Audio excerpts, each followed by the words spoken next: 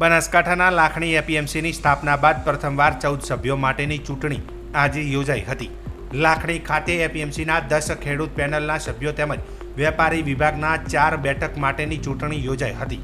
ભાજપના 10 ખેડૂત પ્રતિનિધિ અને 4 વેપારી પ્રતિનિધિને મેન્ડેટ આપવામાં આવ્યો છે.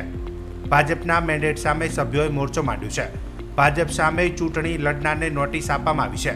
ભાજપના મેન્ડેટ સામે અનેક સભ્યોએ મોરચો માંડ્યો છે. ભાજપ સામે ચૂંટણી લડનારને બોર્ડે નોટિસ ફટકારી હતી. જિલ્લા ભાજપ દ્વારા તેઓને નોટિસ ફટકારવામાં આવી છે.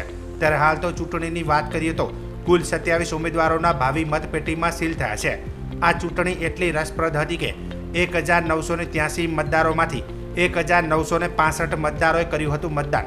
ત્યારે હાલ તો મતદાન સંપન્ન થયા બાદ મતપેટીઓ લાખણી ટ્રેજરી ઓફિસ ખાતે ખસેડાઈ છે. ત્યારે આવતીકાલે લાખણી ખાતે મત ગણતરી કરવામાં આવશે.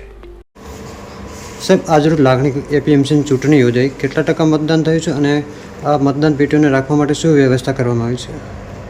આજરોજ એપીએમસી લાખણીની સામાન્ય ચૂંટણી અંતર્ગત ખેડૂત વિભાગમાં કુલ 1958 મતદારો પૈકી 1940 મતદારોએ પોતાના મતાધિકારનો ઉપયોગ કરેલ અને વેપારી વિભાગના તમામ 25 મતદારોએ પોતાના મતાધિકારનો ઉપયોગ કરેલ છે. એટલે આમ 99% જેટલું મતદાન ખૂબ શાંતિપૂર્ણ અને સુવ્યવસ્થિત માહોલમાં પૂર્ણ થયેલ છે.